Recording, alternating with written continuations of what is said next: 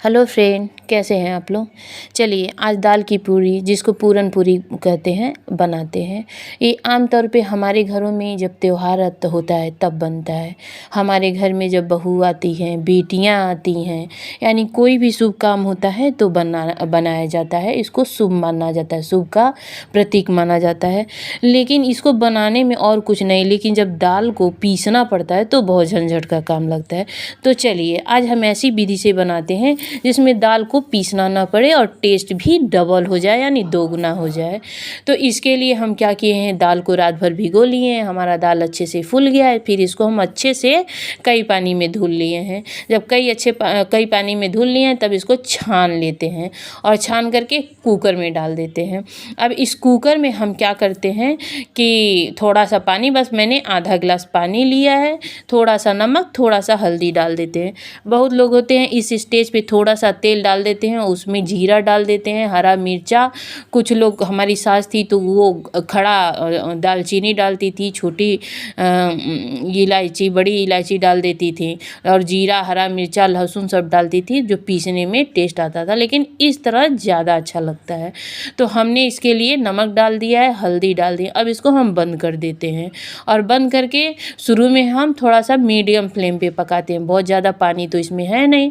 उसके बाद जब एक सीटी आ जाता है तो 2 सीटी और हम आने का वेट करते हैं। उसको हम बिल्कुल स्लो फ्लेम पे पकाते हैं और जब तक हमारा दाल पक रहा है तब तक हम आटे की तैयारी कर लेते हैं। हमने आटा बिल्कुल सादा लिया है। बहुत लोग होते हैं इस स्टेज पे थोड़ा सा नमक डाल देते हैं, अजवाइन डाल देते हैं, थोड़ा सा मोयन यानी तेल डाल देते हैं। लेकिन हम कुछ नहीं, हम बिल्कुल प्लेन पूरी बनाएंगे जो कि अच्छा भी लगता है। बहुत चटपटा, बहुत वो नहीं, एक बहुत इसमें हींग का टेस्ट बहुत अच्छा लगता है। अब ये हमारा आटा गूँथ गया है, इसको ढक करके हम थोड़ी देर के लिए रख देते हैं। अब देखते हैं हमारा दाल क्या हुआ। अब क्या करते हैं इसमें, आप कुछ भी, अब हम देखते हैं ये दाल हमारा पक चुका है, देखिए। अब इसको क्या करते हैं, कलछुल की सहायता से खूब अच्छे से मथ देते हैं गरम ही स्टेज पे। अब एक कढ़ाई लेते हैं, उस कढ़ाई में हम थोड़ा सा तेल डाल देते हैं। ये आप बिना भुने भी पीस करके बना सकते हैं, लेकिन भूनने पे इसका टेस्ट डबल हो जाता है, क्योंकि इससे थोड़ा सा सोंधा सोंधा टेस्ट आता है जो कि बहुत अच्छा लगता है। और पीसने के भी सिलबट्टे पे या मिक्सर जार में पीसो तो बहुत झंझट, जल्दी पीसता नहीं, क्योंकि पानी तो डालना नहीं रहता है, तो गीला हो जाता है तो बनता नहीं है। तो इसको हम क्या करते हैं, पहले स्लो फ्लेम, मीडियम फ्लेम पे, उसके बाद बिल्कुल हाई फ्लेम पे भून लेते हैं खूब अच्छे से। जब पानी सूख जाता है तो इसमें हम हींग डाल देते हैं और टेस्ट कर लेते हैं। हल्दी तो पहले ही पड़ा था, लेकिन अगर थोड़ा सा अगर कम लगे तो थोड़ा देख के डाल लीजिए। अब हम क्या किए हैं कि इसमें भुना हुआ जीरा और भुना हुआ मिर्चा था, हम उसको डालें। आप चाहें तो इस स्टेज पे कटा हुआ अदरक, कटा हुआ प्याज, कटा हुआ धनिया पत्ती, हरा मिर्चा, लहसुन कुछ भी डाल सकते हैं, लेकिन हम बिल्कुल प्लेन बना रहे हैं। अब इसको हम टेस्ट करते हैं। अगर टेस्ट में थोड़ा सा नमक कम है तो आप नमक डाल लीजिए, क्योंकि आटे में हमने कुछ नहीं डाला है, तो इसकी वजह से अगर ये थोड़ा सा नमक चटक भी रहेगा तो आटे में ऑब्जर्व कर लेगा। अब इसको हम एक तवा गरम करते हैं। तवा हमारा गरम हो रहा है उधर। अब इसको हम पूड़ी में भर लेते हैं। अब इसको देखिए किस तरह भर लेते हैं। हम पहले एक लोई लेते हैं, अब उसमें होल कर लेते हैं। अब इसमें हम पूड़ी भर करके, इस बात का ध्यान रहे कि पूड़ी हम छानने वाले हैं। आप चाहें तो तवा पे भी तेल डाल करके डायरेक्ट उसको पका सकती हैं, लेकिन हम इसको पहले तवे पे सेकेंगे फिर तलेंगे, ये ज़्यादा टेस्टी लगता है। अब अगर पूड़ी को तलना है तो ध्यान रखना पड़ेगा कि ये फूटने ना पाए, क्योंकि अगर फूटेगा तो सारी पूड़ी बेकार हो जाएगी, उसमें सारा दाल निकल जाएगा और पूड़ी के अंदर तेल चला जाएगा। अगर देखिए ये हमारा थोड़ा फटा है तो इसको हम क्या करते हैं कि हाथ की सहायता से बंद कर लेते हैं। अब इसको पहले हाथ से ही चकला बना लेते हैं और बहुत ही हल्के हाथ से बेलन की सहायता से बेल लेते हैं, थोड़ा मोटा ही रहेगा। तवे पे जो हम बनाते हैं उसको हम पतला करते हैं, लेकिन जो हम तलते हैं उसको थोड़ा मोटा करते हैं। अब एक एक करके हम तवे पे डाल करके सेक लेते हैं।